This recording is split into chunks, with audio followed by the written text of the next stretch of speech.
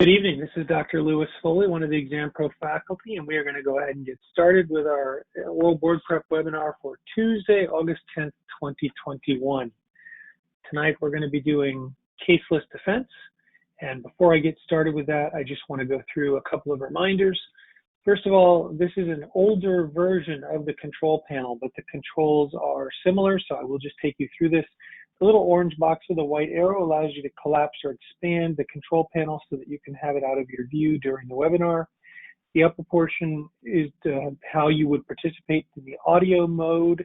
You, by default, will probably have your computer, microphone, and speakers assigned, but you can use a telephone by clicking Use Telephone just right here, and you'll be given a number to dial in, and very importantly, an audio PIN number that you must enter in order to be able to be unmuted and to sit in the hot seat.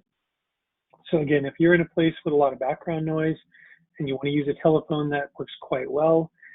We do not use the feature for typing in questions, so I won't know if you type in a question. If you want to participate in the webinar, we use the raise a hand feature. So I'll just have you click the raise a hand feature, which looks a little different than this hand, but it's the same idea. You click the raise a hand feature, I know that you are either volunteering or you have a question. I do want to mention that our webinar sessions are all recorded. If you have a need to access a recorded session, you can contact Exam Pro about the policies and procedures for that. And we are going to go ahead and get started. Now, this is my first case list defense webinar for 2021. I do want to remind you guys of a few pieces of advice very, very briefly. First of all, practice like it's real. So as you go from here through until you go to Dallas, gradually work your way up to being able to do a 1-hour mock oral without feedback from your practice examiner or taking any breaks. If you can get consistently comfortable working in 1-hour sessions, you will be ready for Dallas. I do want to remind you that you are right now probably finalizing and submitting your case list. Once you submit a case list, please, please, please only work from a copy of the final list that you submitted to ABOG. This becomes even more important now that we use computer technology in the exam, because they're probably only going to show you one case at a time. So you want to get to know those cases well. And if what you're looking at looks even slightly different, you may not recognize the case when they put it up. So use the version that you submitted, because that's what you'll be using in the exam. Now, I do want to mention something. I think this is a very important concept. Your exam is really 3 separate exams, each 1 hour in length. Half of each hour, so 3 1-hour sessions, half of each of those 3 sessions is going to begin with your case list. It's going to be based on your case list. It doesn't mean it'll be everything on your case list, but the discussion will start there. So essentially, half of your exam is based on your case list. So once your list has been submitted, and until your list is submitted, the most important thing is prepping your list and getting it good. Once your list has been submitted, the next most important step is to get mock oral practice using that list. All right, so the last thing I'm going to say is this slide here. Know the major cases and trends on your list. For instance, if you have interesting or unusual diagnoses, it's important to know a little bit about these. If they ask you about something unusual on your list and you don't know anything about it, it will look a little bit less than ideal. Know the meaning of your pathology and is it consistent with your pre-op diagnosis. Complications, know the complications that you have on your list well. Cases that were managed in an atypical or unusual manner, maybe under a research protocol, you should know those cases well. And you should also be aware of high yield topics that are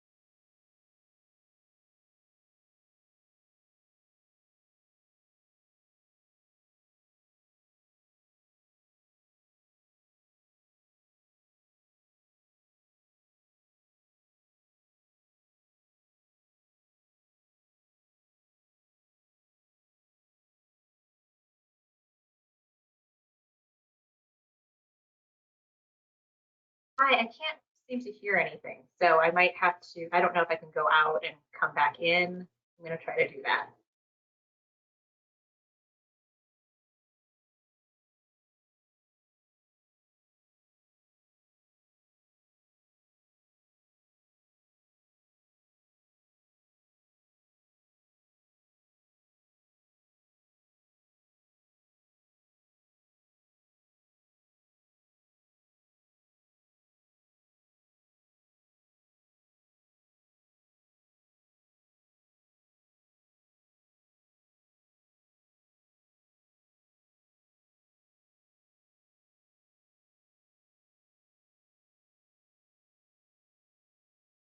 Dr. Benda, can you hear me? If I'm trying to unmute you, if you can hear me. Yes, I'm back. It works now. Okay. Yeah, for some reason, did you get kicked off? I didn't get kicked off, but all of a sudden, I think the slide prior, the audio just quit, and I tried touching fine, but Okay, I think I don't know. Getting I think I got my usual trick of getting out and going back in, like I do with telehealth, okay. seems to work just fine. I just did the same thing because the same thing happened to me. Okay, so I'll just go back to this. Let me just 1 second. I'm going to go back to this previous slide just for a second. So could you guys hear me when I was mentioning this right here about knowing your case list and the trends that are on it? We had kind of started it, the interesting diagnosis. You need to know the complications. Otherwise, so super great. I think you guys, I think everybody can read that. And the bottom line is that these are kind of the things that you really need to know on your case list well. So I'm going to go ahead and get into the mock oral part of this, which is what we're here for. So Dr. Benda, can I go to you first? Absolutely. Okay, so let me go. I'm going to close this presentation out so we can get to the case list. Which case list do you want me to go to? Let's do office, if you don't mind. All right.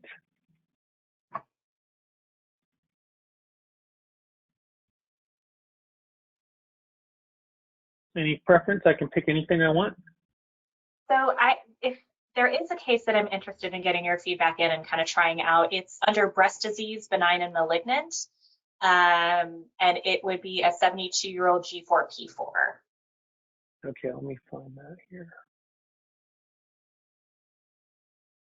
It might be on page 6 or so.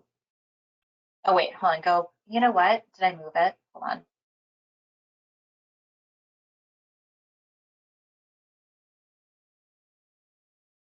It might be on the first. I might have moved this preventative care and health maintenance. 72-year-old G4P4? Yeah, there she is. Okay.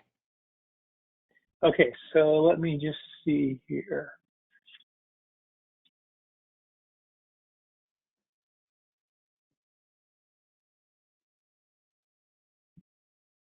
Okay, so this looks fairly straightforward. What is your question with the case? Oh, I just wanted to go through it. Okay, no problem at all. Yeah. So let me ask you this. The patient presented to you, you had been her doctor in the past, or she was a new patient? No, this was a new patient to me. I believe she'd been seeing another physician out in the community. And she was on hormone replacement therapy. Was she on estrogen and progesterone or just estrogen alone? This patient was status post a hysterectomy distantly, and so she had been on estrogen for over 15 years alone, just ERT. Okay, so tell me about that. Normally, and we'll get to her other issue here in just a second, but normally when you prescribe estrogen replacement therapy for a patient, how do you approach the duration of therapy and what to do over time regarding the risk-benefit equation? Absolutely. So estrogen or HRT, depending on the presence of uterus or not, are indicated as treatments for vasomotor symptoms. And so the kind of golden rule is to prescribe the lowest amount for the shortest duration possible. So while a patient who suddenly became menopausal may have hot flashes requiring a higher dose of estrogen in the beginning. As time goes on, in my practice, I do constantly reevaluate this with my patient and see if my patient feels ready to step down on therapy whenever I see her. Okay. And do you have an age at which you tell patients that they should not be on hormone replacement therapy after that age? I do not have a distinct cutoff. You will see people that I see 65 tossed around a lot. But, as we come to a less paternalistic model of medicine, I'm always counseling my patients whenever we're prescribing or refilling HRT or ERT about the risks and benefits of continuing or not continuing and starting to taper down. And if the patient accepts the risks associated with continuing to be on estrogen or progesterone at whatever dose she's at, that is a decision that she is able to make as a consenting adult. Was this patient on oral estrogen, or was it being administered in some other way? The patient was on transdermal estrogen. Transdermal. And what are the benefits of transdermal versus other methods of administration? Transdermal avoids the first pass route, so it is thought to have a lower risk of VTE than the oral formulation. Does that change the risk for other complications like breast cancer at all, or just VTE?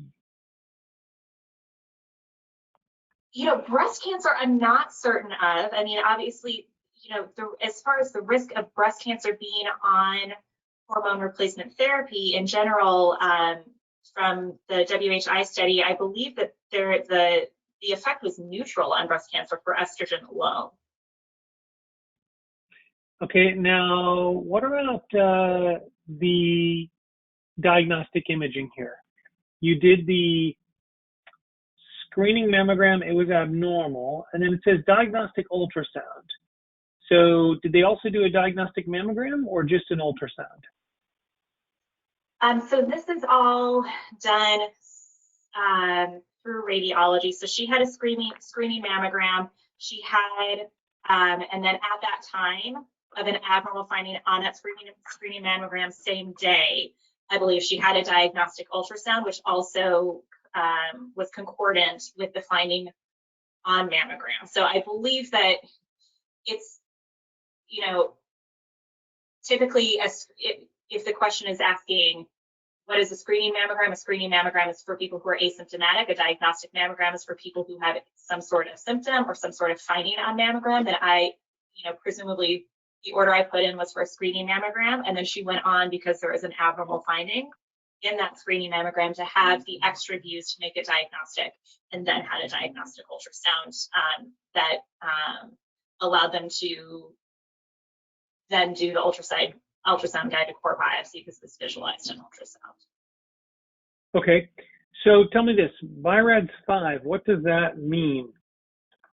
BI-RADS5 is highly suspicious for malignancy. Okay, and can you tell me the other BI-RADS categories and what each of those mean? So BI-RADS 0 is something that needs additional imaging. 1 or 2 are considered essentially benign. 3 is kind of like a borderline, and then 4 and 5 are suspicious for malignancy, requiring further diagnostic follow-up. Now, are there any subsets within number 4? Are you familiar with this? I am not super familiar with that, but it is sounding slightly somewhat familiar. Okay, and then are you familiar with number 6, BI-RADS6? I'm not. Okay, not a problem. Now, in this particular case, you took the patient off estrogen. Did you offer her any other therapy for her symptoms? Yes. So, yes, I had offered her,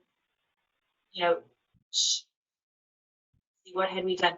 I had told her about the results, told her to stop the estrogen, told her we could discuss further options for management, like an SSRI, or et cetera, et cetera. She said she wanted to kind of take it as it is. And I followed up with her a couple of weeks later, and she said she was fine. She didn't want anything. I just kind of gave her a call and wanted to see how she was doing. And she said she didn't need anything right now. She was actually without any vasomotor symptoms whatsoever. Okay, if she did want to try something else, you mentioned SSRIs. Is that what you would have recommended for her? No, I should be more specific. So an SSRI or an SNRI, if she is, given that she has this picture of newly diagnosed breast cancer, to minimize her risks of, like a malignant hyperthermia or anything like that, I would start this patient if she wanted I would have started her an SNRI as opposed to an SSRI. So I would start her on venlafaxine if she had wanted to give that a go. Why would you not start her on an SSRI? I'm sorry, I had said malignant hyperthermia and I meant serotonin syndrome. So the SSRIs in conjunction with tamoxifen, if she was to be prescribed or if she was to receive tamoxifen, could lead to a serotonin syndrome.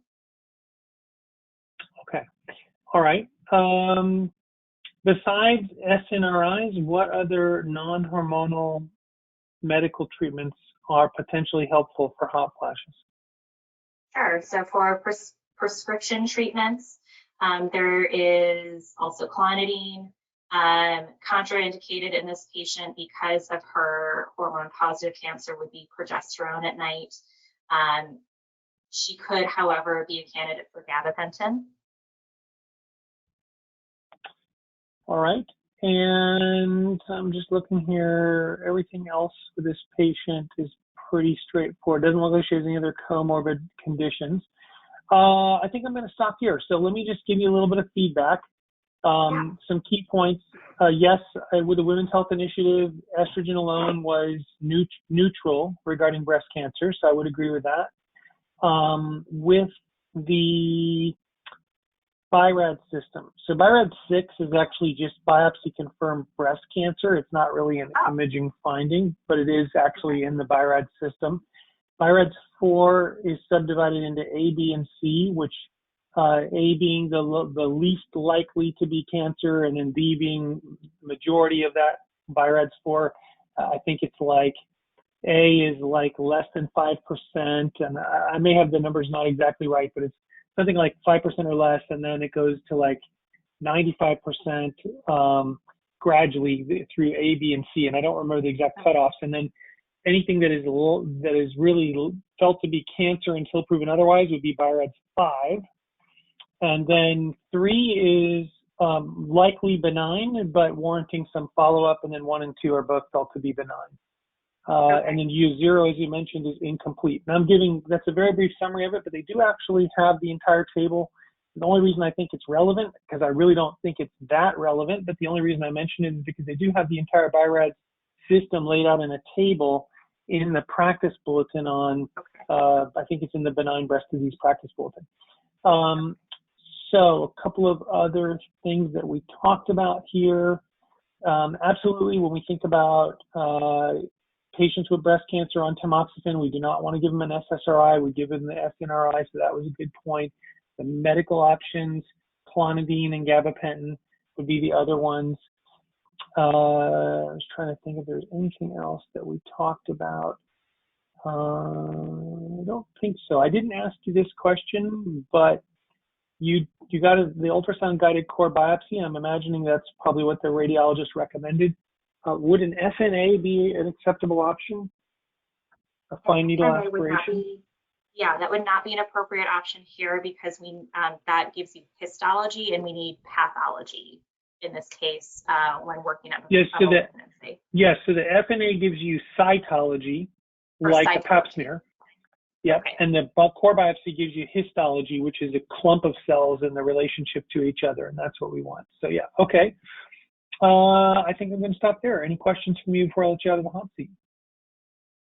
So with this, strategically in my list, I had put this patient, as I mentioned, under like the breast category. But then I was like, for preventative health, I could use someone who's a little bit of a different age than my other 32-year-old that I've had for preventative. I can't hear you. You're still there? Oh, yeah. You're kind of faded out. I heard you say you had it in one category and then you moved it to preventative health and then it faded out. Sorry. Okay. Can you hear me now? Yes, I can. Okay, perfect. So I was trying to add breadth to my preventative care and health maintenance category by having an older patient as well as a patient who is in her 30s. But it seems like no one would ask me about preventative health maintenance for this patient because she has a cancer. Would that be a correct statement to make? I think that is highly variable. So I think it's a good strategy to have an older patient on here. And I think that that idea that if you have two patients in the preventative category, having one older and one younger, that is definitely something I do recommend. The question here, you laid this case out pretty clearly on paper. So, I could completely imagine if they wanted to talk about, I don't know if you have geriatric patients on your list, if you have other older patients, but if this is really one of the few older patients on your list, then I could completely imagine that they might decide to talk about preventative care. In particular, I'll give you an example. Sometimes there might be a structured case, for instance, that deals with a breast cancer kind of scenario or breast lump kind of scenario. So they might choose not to ask you about this part of this case because they've already covered it in the structured cases during the first 30 minutes of your hour, okay? So this is the wild card that we don't always know. They don't know what the structured cases are generally going to be until that morning when they show up to give you your exam. And so the examiners, they're going to give 3 exams in the morning and 3 in the afternoon, and the structured cases are going to be different in the afternoon than they are in the morning, and they don't get prior knowledge. So they're basically prepping multiple different avenues of questioning, and then if something shows up in a structured case, they'll just say, oh, we're not going to go there. Does that make sense? Yeah. Okay. So, I have another patient that I could put in that is literally going to be like 65, well-woman visit, age-appropriate screening, and that's it. Is there merit in doing that? Because I wouldn't be hitting my 40 cases. No, I don't think you need to. So you would get 70s already. I'm assuming you would get rid of this patient to put in the 55-year-old? No, I would put this patient back in the breast section and then add another patient that's like 65 and otherwise uncomplicated for preventive. Oh yeah, I think that's a great idea. Let me look at your breast section. If you only have one patient there, yeah, I would move this patient. Yeah, move this patient to the breast disease category and put that other patient in, because the more cases you can give, yeah, you have room. I would definitely do that. I would move this patient to the breast category, put that other patient in here, and then you really do set yourself up perhaps to be asked about older patients and age-appropriate preventative stuff. I think that's a great way to go. Okay. Okay. Awesome. Thank you so much. You're welcome. Nice job. All right, let me get other volunteers. If we have anybody else okay, I've got a couple, so I'm going to go to Dr. Herzlich next. Are you there, Dr. Herzlich? Hi, I'm here. All right, so let me get your case list. Do you have a preference which part of your list we look at? I think we can do GYN. All right, sounds good. Let me just pull it up.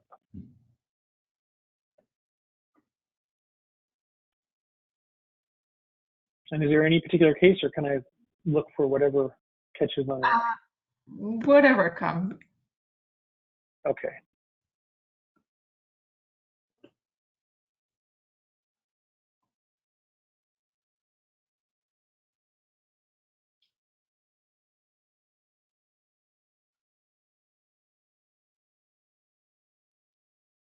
I'll see what, we might talk about more than one thing, but I want to ask you about this case number 11.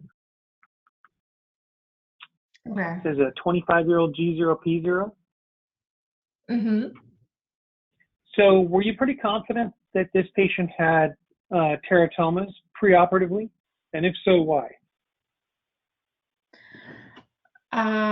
Well, this patient, I met her because she had complaints of pelvic pain, and under the physical exam, I noted that she had a mass, and under ultrasound, the report specifically said mature. They specifically said teratomas. So when Okay. I Why do you think the radiologist called it a teratoma? What would be some of the ultrasound findings that might suggest that? So that would be so few of the characteristics will be cysts that are not simple in nature. There will be some heterogeneous content that may represent some fluid component, bones, hairs, um, which I eventually saw in the laparoscopy. So things that suggest of this kind of tissue in under ultrasound will suggest this diagnosis. Okay. Now, is it common for teratomas to be bilateral, like in this case?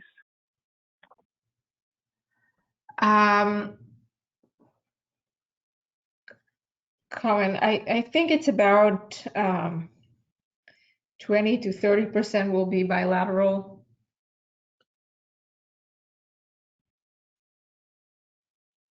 And when you counseled this patient regarding the surgery, were you optimistic that you'd be able to complete it laparoscopically, or did you counsel her that it might require converting to an open case? Well, the cyst did not seems to be very large, so I thought I was pretty confident that I can complete it laparoscopically. Of course, when I counseled her, I said, like I do for any laparoscopy, that there is an option that I may need to convert to a laparotomy, but I told her that it's unlikely. What was your most important priority when you were planning her surgery?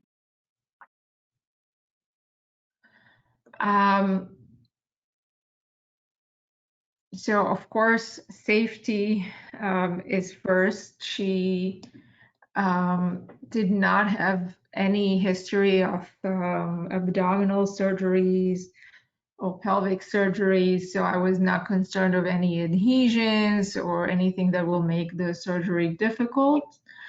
The main concern will be to remove the cyst as complete as possible without rupturing it. And I used the endobag in order to contain the cyst.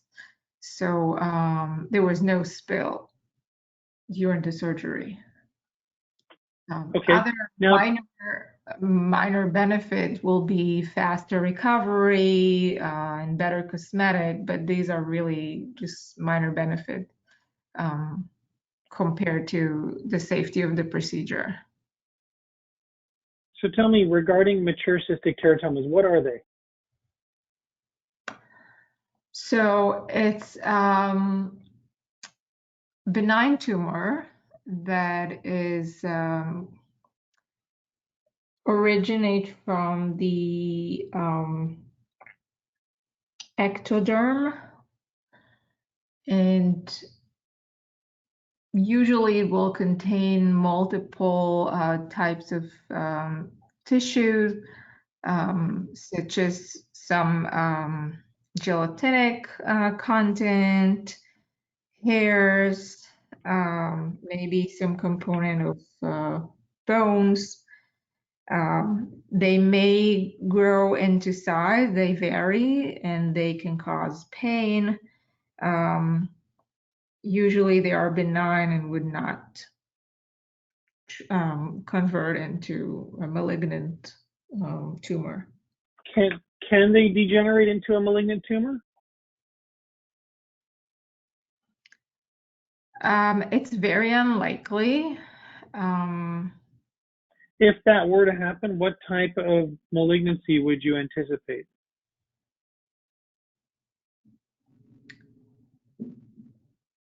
um, the immature teratomas are from the neuroectoderm, so it's different tissue that they will originate from. Yes, I wasn't suggesting an immature teratoma. I agree with you. That would be something different. But Mhm. can a mature cystic teratoma ever develop a malignant component? And if so, what type of malignancy would you expect? They rarely can convert. I'm not sure into which type of malignancy they will convert.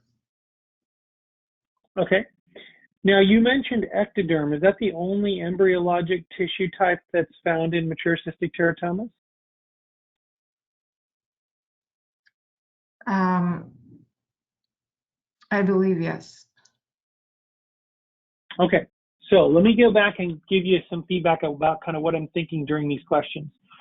So first of all, with teratomas on imaging, they're often relatively characteristic, including often hyperechoic nodules within the mass. And this can be a fairly strong indicator of a teratoma. They can have a fluid to fluid level. They can have calcifications, and the Doppler is usually not going to show Doppler flow. Okay. So the other things that I told you we were talking about here, bilaterality, I generally think about 15 to 20%. I think you were in the ballpark, maybe a little bit higher than that, but not way out of bounds. So that's totally reasonable. I asked you about what would be your most significant or most important priority in this procedure. And what I was really getting at here is that this is a 25-year-old G0P0. So ideally, we would like to preserve her reproductive function. And so we really want to preserve both ovaries if we can. And at a minimum, we definitely want to preserve one. This, in my mind, the second priority would be making sure we remove the teratoma in total. Why is that important? What happens if we don't remove the whole thing? It will just recur. Yeah, exactly. And that happens not infrequently where a patient will have a suboptimal resection and they'll come back and they'll have a recurrent teratoma and have to have repeat surgery. So there's a very fine line here between we want to remove the entire teratoma, but we want to preserve some functional ovarian tissue, preferably on both sides, because she's a 25-year-old G0 and she needs it for both reproductive potential and also for hormonal production for a normal, healthy life. So those are the important priorities there. And so, for instance, if you were struggling laparoscopically based upon either size or difficulty getting complete excision, then it would be better to convert to an open procedure than it would to be to remove her ovaries. And I think that is common sense. You kind of weren't even really going there because this wasn't that difficult of a case, but you understand what I'm talking about, correct? Mm-hmm. Yeah. Okay, a couple of other things. Mature cystic teratomas are benign germ cell tumors. That's how I would characterize them. They do contain embryologic tissue that is from the ectoderm, also from the mesoderm and the endoderm. So all three types of embryologic tissue are found in mature cystic teratomas. And they are very unlikely to become malignant. But if they do, the most common type of malignancy would be a squamous cell carcinoma. Okay, but that is rare. And that's different from an immature teratoma, as you mentioned. But for mature cystic teratomas, if you get malignant degeneration, it would usually be a squamous cell carcinoma. So, any questions for me before I let you out of the hot seat? No, thank you so much. That was really good. Yeah, Yeah, you're welcome. The thing about this is not like a very exciting case. It looks so straightforward, but there's a lot of different ways that they can go. And I try, always to be thinking about this is a very important case because of the patient's reproductive potential, being a 25-year-old G0, and because this is a fairly common gynecologic pathology that we see. So good job. I really like it. Okay. Thank you. You're welcome. I'm going to mute you. I'm going to bring the next person up. I know that we had Dr. Lanasa, and we will keep going after that. Dr. Lanasa, are you there? Yeah, can you hear me? Yes, I can. Did I say your name correctly? You did.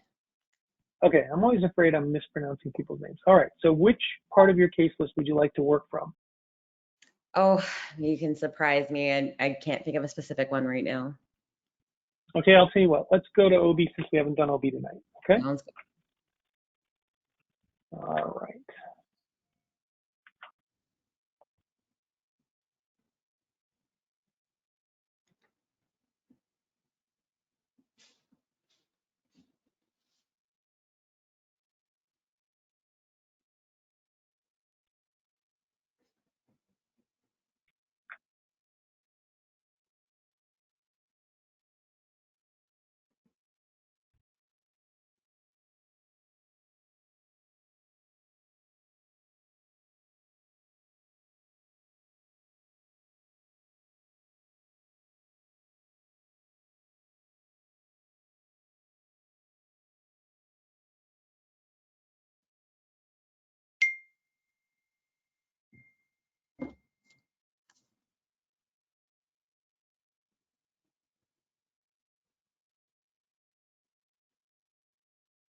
All right, I'll tell you what. Let's talk about case 32 for a second.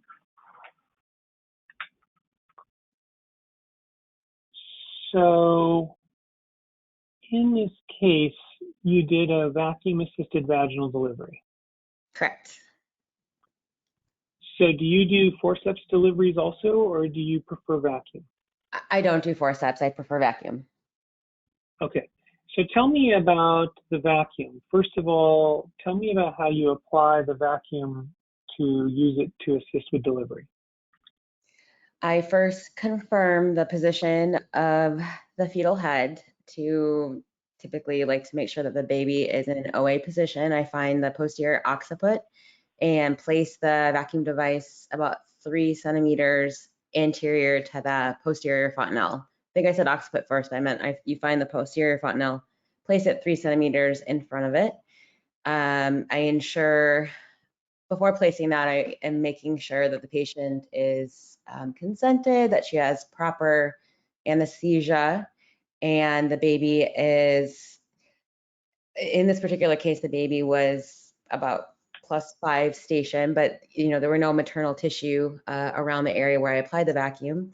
And so I place it on and I increase the pressure on the vacuum device.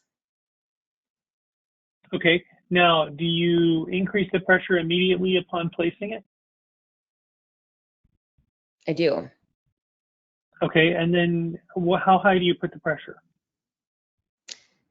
I know that on this device, there is an area of red and an area of green, so that I increase it until the area of green, but I do not know the exact, I think it's millimeters of mercury.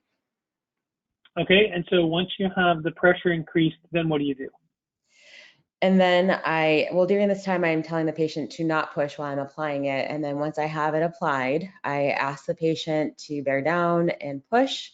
And I pull at a 45-degree angle and typically like to place my hand on the cup just for a little counter traction and pull while she is pushing at the same time. Did you cut an episiotomy? I did not. Okay. What type of complications do you aware of that can occur with the vacuum? Well, the fetal complications could be a cephalohematoma, retinal hemorrhage, bruising, potentially. Oh my gosh, the easiest one I'm blanking.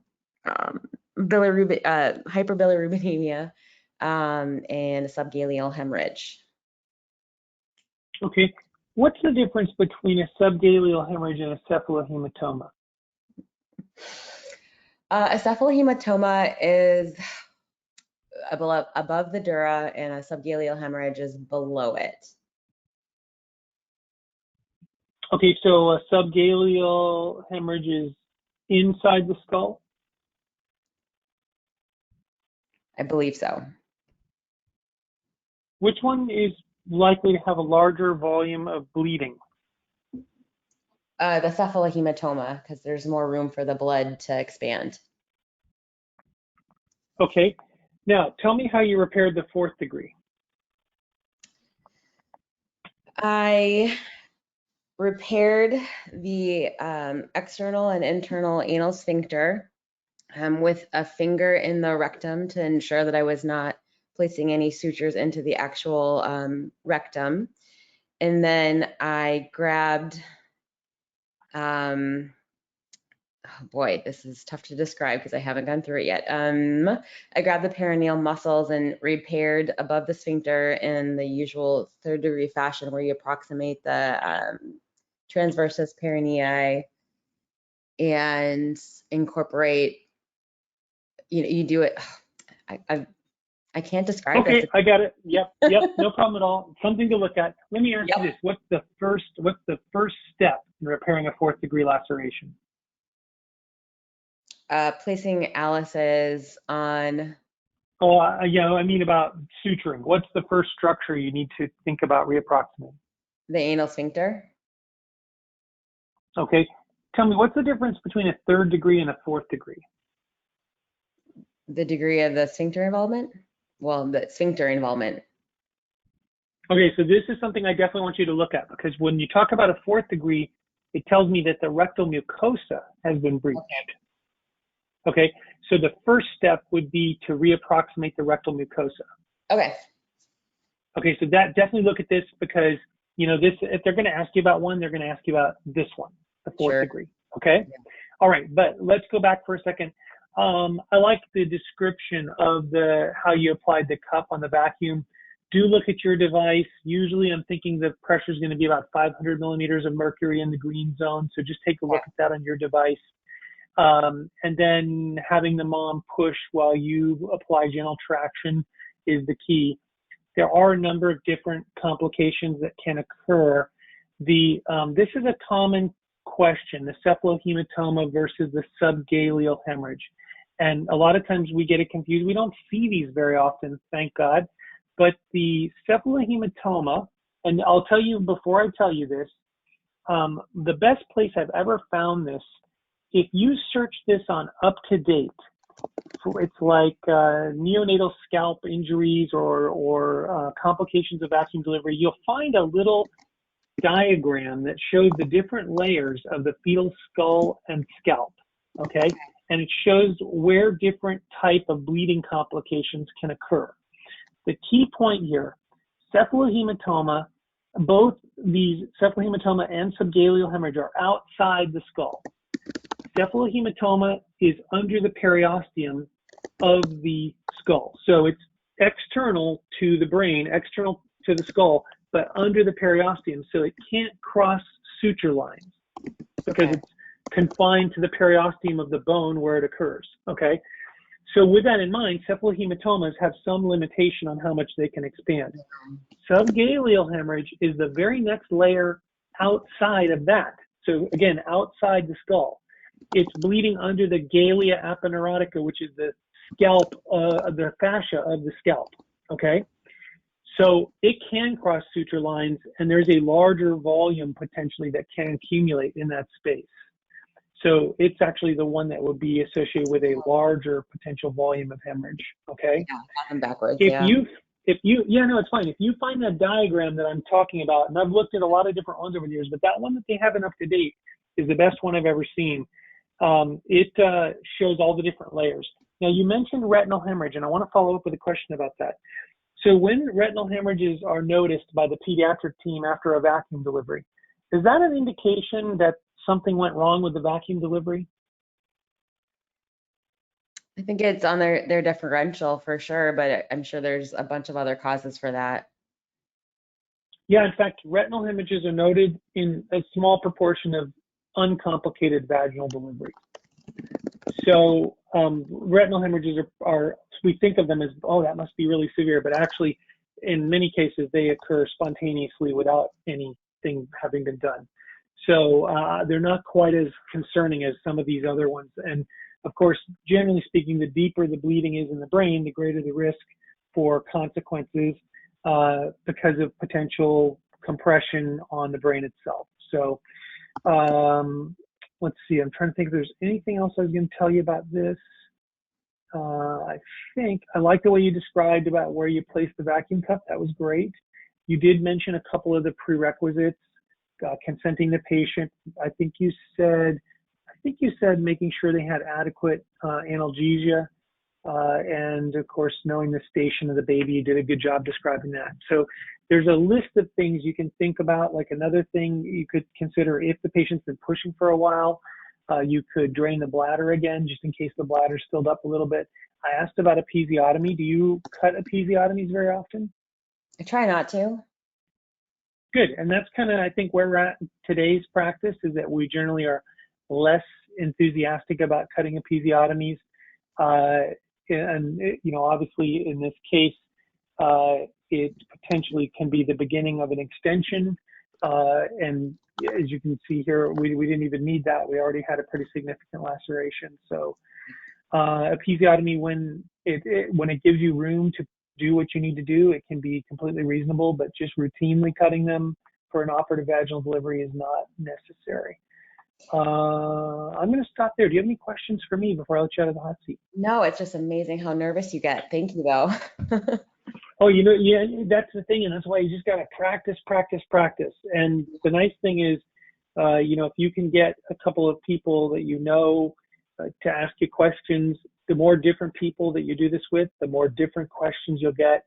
I'll tell you, don't count necessarily on the feedback that when you just ask a friend or a colleague to give you feedback, because sometimes, so the questions that people give you are great. The feedback sometimes can have some bias in it depending upon how academic they are in their practice. And so this is one thing I'm always very careful telling the candidates about. The examiners are going to generally be kind of the ivory tower, teaching hospital, academic mindset. And so if you're out in a community practice or, you know, very successful private practice, sometimes your partners or your colleagues may be doing things that deviate a little bit from the most academic minded approach, and you want to be careful about that. But when you get feedback from people, if it doesn't fit with what you were thinking, go look it up. I don't care if it's me. If I give you feedback and you're like, oh, I don't think that's right, go look it up, okay? Because in the exam, if you are asked the same question and you start to answer it and you're not confident of where the information came from, then it will show. You will start to, you know, waffle a little bit or seem uncertain, and that's not helpful. So again, keep practicing. Being in the hot seat, it's tough. Okay? All right, I'm going to let you out of the hot seat, and I'm going to go to Dr. Pham, because I think you were the next person I saw with your hand up. Dr. Pham, if you can unmute, I'm going to go back to the case list here.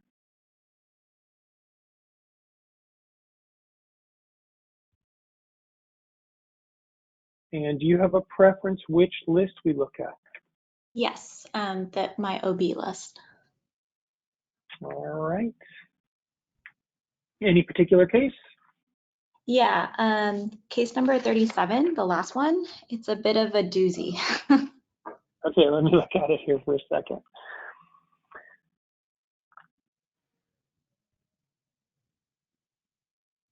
Oh, okay, yes. All right. Just a second.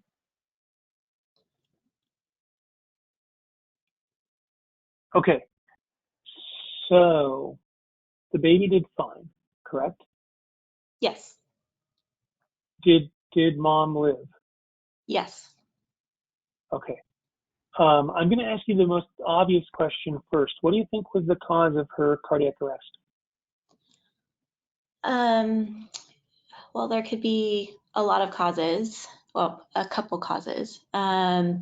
Potentially an amniotic fluid embolism. However, patients who like bleed out a lot, and she did have a postpartum hemorrhage, can have cardiac arrest from that. She also did have an intraamniotic infection, which could have potentially have progressed to sepsis and caused cardiac arrest as well. Okay, now, so when you were managing her case, at what point did things start to go wrong? Was she really sick prior to the delivery, or did everything seem to kind of go wrong at the time of the delivery? Everything just kind of went south as the uterine incision was being closed. Okay, and so take me through what you did first. It looks like, I'm assuming that what you noticed first was that the bleeding. Is that correct? I guess to start off with, she did have a couple risk factors for postpartum hemorrhage. So she had a prolonged induction of labor course, or a long induction of labor course. She also had an intraamniotic infection going into the C-section. And then after baby was delivered, she started to have kind of like hemodynamic instability. Like first, the anesthesiologist said that she was going into SVT as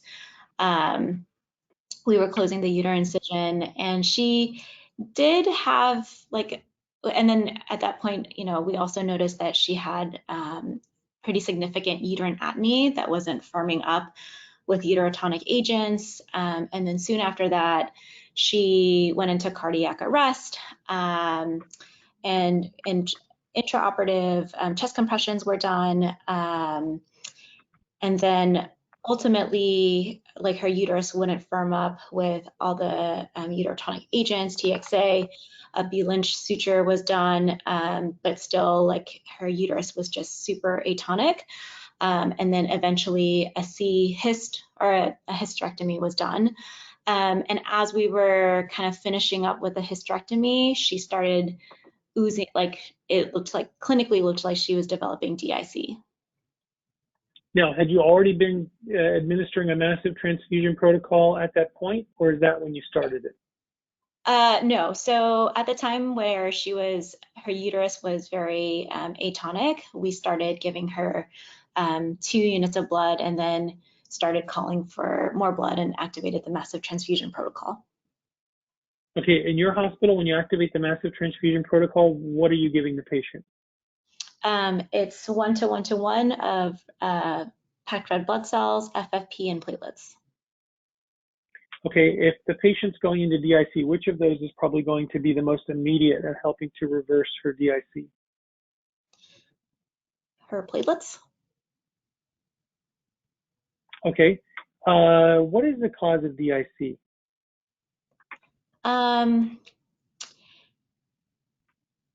It's where you're like consuming, like you're clotting and you're consuming all of those clotting factors, and then you're ultimately unable to clot because those clotting factors are being used up, and then as a result there's bleeding associated. Okay, and so what clotting factors are you thinking about are most important here? Factor 7. Sorry, this. Okay, no, it's no problem at all. So we'll come back to that in just a second. So in your massive transfusion protocol, you're giving 1-to-1-to-1 red cell transfusion, FFP, and platelets. And this was started before the patient really started to decompensate and show evidence of DIC. So here's the thing. Massive transfusion protocol was called for. However, it wasn't like the patient didn't start getting these products until after the DIC was seen. There was a little bit of a delay in kind of getting everything. Okay, got it. Okay, got it. Okay. So let's continue on. Let me ask you a couple of other questions here. So when the patient went into cardiac arrest, that was after the fetus had been delivered. Yes. Okay. And you mentioned amniotic fluid embolus. What can you tell me about amniotic fluid embolus? It's typically characterized by a triad of cardiopulmonary like instability or hypotension, coagulopathy, coagulopathy and DIC. Am I sorry? Okay. Yeah. So the things we think about, the patient, of course, is pregnant or recently pregnant, and they have cardiovascular collapse, respiratory difficulty and hypoxia can be associated. They can have seizures, and often DIC follows. So these would be kind of the things that we'd be thinking about there. Now, what is the hypothesis about what causes amniotic fluid embolism? I think it's kind of obvious from the name, but we're thinking that. So there's kind of a like interface between the amniotic fluid into the maternal system. And then that kind of causes this like anaphylactic or like inflammatory response that leads to that cascade. Good. And there are some criteria that have been described for diagnosing amniotic fluid embolus. Do you know what those criteria are?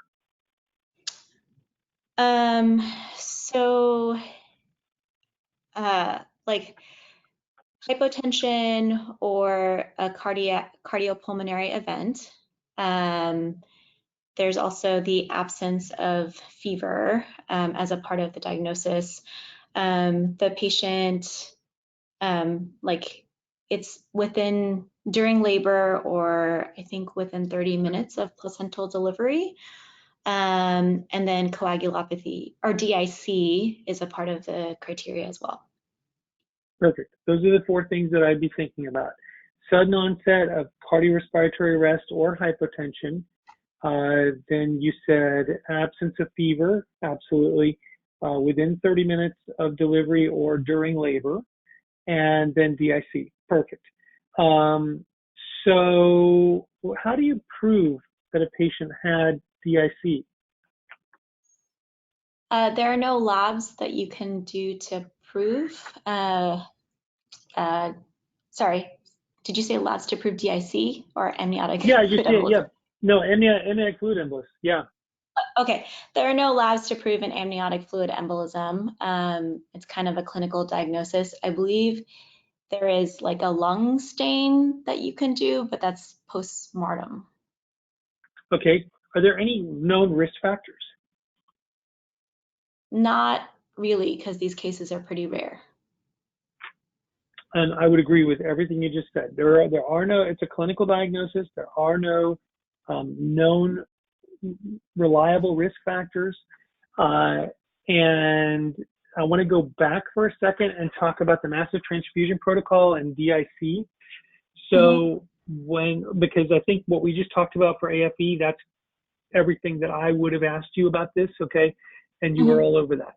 With the massive transfusion protocol and DIC, so with DIC, I think of this as another way of describing it, a consumptive coagulopathy. So basically, I think you mentioned this, the patient's using up clotting factors, and the 2 that I think being most important as far as resuscitating the patient would be a combination of the platelets and the fibrinogen, okay?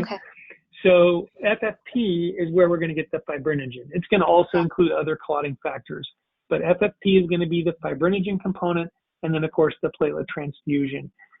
From a standpoint of reversing DIC or preventing DIC, those are really the 2 things we're going to be working on, because those are going to be the things that are going to be getting used up in this consumptive coagulopathy. Now, with the massive transfusion protocol, the idea here is to be proactive and liberal enough with our transfusion of products, not just blood, so that we don't get to DIC, okay? And so there are different criteria that can be used to initiate a massive transfusion protocol. Do you know what the criteria are in your facility?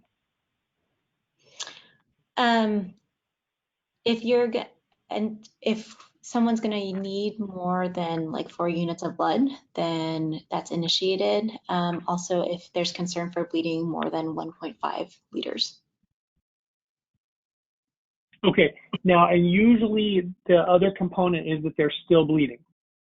Yes.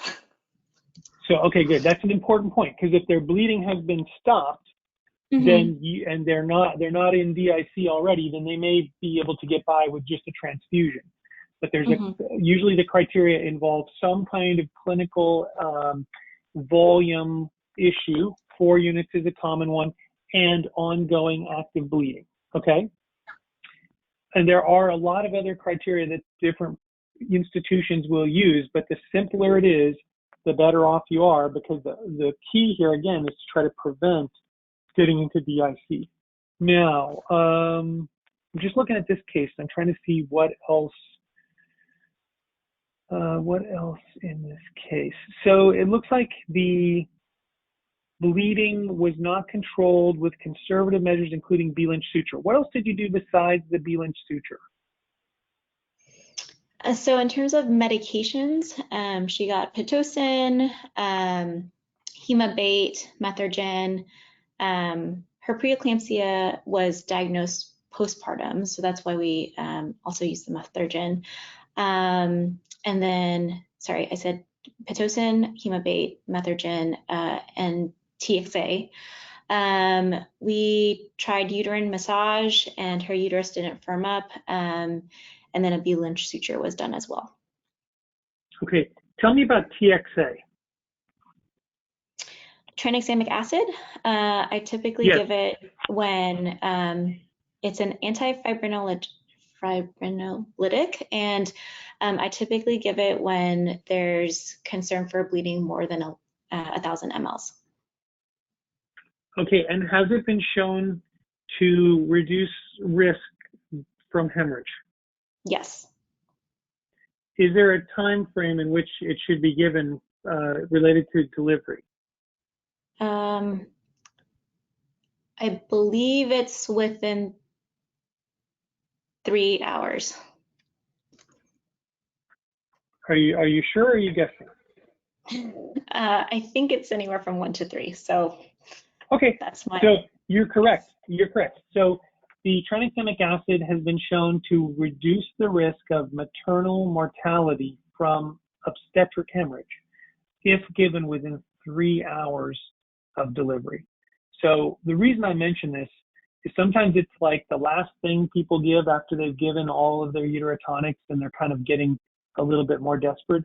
But we shouldn't really think of it that way. It can be given, if my first uterotonic doesn't work, I'm thinking about adding TXA to the list. And certainly it's one of the things, again, if you think about AFE, they would, this would be something good to give. If you think about DIC, this could potentially be something good to give.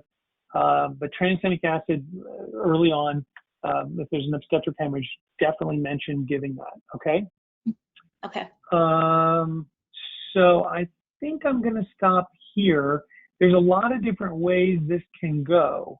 And, I think the most important thing I would tell you as far as from what we talked about today, definitely look at the blood components that you give and know what's in each. So for instance, a packed red cell, the approximate volume of 1 unit, compare that to whole blood. What's the approximate volume of a unit of whole blood? FFP, what factors are in it? What's the approximate volume of FFP, 1 unit of FFP?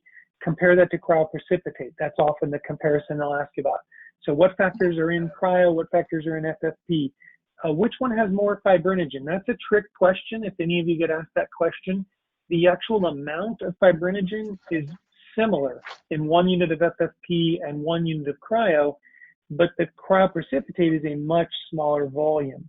So the concentration of fibrinogen in cryoprecipitate is higher because it's a smaller volume, but the actual amount is really similar between each of those. And then with platelets, the questions I'd anticipate, you might be asked about the difference between a 6-pack of platelets and a unit of apheresis platelets. Do you know the difference between those two? I do not. So they have an approximately similar amount of platelets, but a 6-pack is the traditional way of pooled platelet donors, okay? So they get platelets from multiple different units of blood donation. They pool them together. That's why they call it a 6-pack. The apheresis platelets is the same amount of platelets, but all taken from a single donor. This is a different type of collection. The donor is on a donation circuit for an extended period of time. The platelets are siphoned off, and then the rest of their blood is given back to them. And this allows for patients that are getting frequent or multiple platelet transfusions, like cancer patients, to have fewer potential exposures to become sensitized from different donors. So apheresis platelets, again, it's the same volume, it's just all from one donor. Okay? Okay. All right. Any questions for me before I let you out of the hot seat? I guess the way, I know there's like a lot in this case going on, but I guess Yes. the way it's written, does it make sense kind of? Or do you, like, would you make any suggestions about the way it's written, I guess? Yeah. So the one thing I would say, if I was, and since you haven't submitted this, you have time, you can think about this. The one thing I would do differently is the treatment column. Okay. The treatment column looks a little bit narrative. So for instance, what I like for the treatment column, in fact, I like the list in general to be bullet points. And so when I look at the treatment column, I'd be thinking induction of labor, then IV antibiotics, which was for the choreo. Then the indication for the C-section was I assume a persistent category 2 tracing. Is that correct? Yes. So I would probably add to the treatment column before the CD, I would add something like intrauterine resuscitation, because I think you probably did that. Okay. And then on the next line, I would say primary CD, because this looks like what happened here. And then where it says with intraoperative hysterectomy and bilateral salpingectomy due to PPH, so this is becoming narrative. We're trying to tell the whole story on paper. So I don't think you went right to hysterectomy and bilateral salpingectomy. So those things, I would actually take all of that out where you say with intraoperative hysterectomy and bilateral salpingectomy due to PPH. You've got PPH over in the delivery complications column, so you don't need to restate it. So what I would do here is I would list your conservative measures. You could say uterotonics. On the next line, you could say tranexamic acid. On the next line, B. Lynch suture. By the way, I think you should capitalize Lynch when you say B. Lynch suture. Okay. On the next line, you have to figure out, when did the chest compressions happen? Before the hysterectomy or after? Before. Okay, so the next line would be intraoperative chest compressions and maternal intubation. And then when did you activate the massive transfusion protocol? Before the hysterectomy or after? I guess simultaneously. Okay, so then what before. you could, yeah, so what I would do is say massive transfusion protocol, and then on the next line say hysterectomy and bilateral salpingectomy. Okay. You're just going to say it as a procedure, as a treatment. You're not going to describe it as a sentence. You're just going to say hysterectomy and bilateral salpingectomy. And you could say, was it a total or supracervical? Supracervical. So I would say supracervical hysterectomy and bilateral salpingectomy. Okay. Now what you've done, when you read down that treatment column, you can kind of see the whole case developing. Does that make sense? Yeah. And if they're looking for why did you do something in the treatment column, they look to the delivery complications column. Oh, category 2 tracing. That's why the intrauterine resuscitation. That's why the cesarean delivery. And the maternal cardiac arrest. That's why the chest compressions. That's why the intubation. And then you can see as you kind of go down. So that's the best way to handle it. And then what they'll do is they might decide to ask you about specific parts of it. Okay. And you're not stuck with this kind of convoluted story that you tried to tell in the treatment column. That's the biggest change I'd make. And if you do that, I think it'll be completely clear. Okay. And then one last question in terms of when you asked, what do you think this is from? Or what her cardiac arrest is from? Would you tweak that answer? So I'm going to tell you, when I look at this case, it's impossible to prove yes or no on an AFE, or an amniotic fluid embolus. My suspicion, and this is just, again, I'm totally giving you an opinion based on superficial evaluation of the case, okay? Sure. But my Yeah. suspicion when I look at this case is that what got this patient in trouble was the hypovolemia, okay? And the consumptive coagulopathy that furthered that problem. And you kind of hinted at it when I started to really get into the nitty-gritty with you about the massive transfusion protocol. And you said, well, we wanted it to start sooner, but there was some delay. That's usually where these things go wrong. Can we say for sure it wasn't an amniotic fluid embolus? No, we can't. But amniotic fluid embolus are not very common. With the scenario you have here and the way it went along, it sounds like this is a more common scenario of hypovolemia, probably due to, and this is one of these things, we get in the moment and time doesn't really add up. We spend a lot of time trying to do different things, not realizing how much time has gone by and not always appreciating how much blood has been lost. And then we try to play catch up, okay? And we're very lucky that young women, they can tolerate a lot, but at some point they then will decompensate. And what happens is they kind of go from being, pretty stable, like, we weren't really too worried, and then all of a sudden they fall off the cliff, okay? And that's what this looks like to me.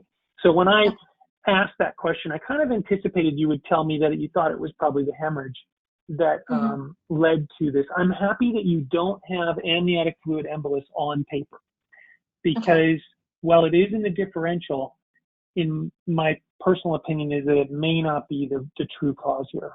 Okay. Would you lead with the postpartum hemorrhage and hypovolemia cause then?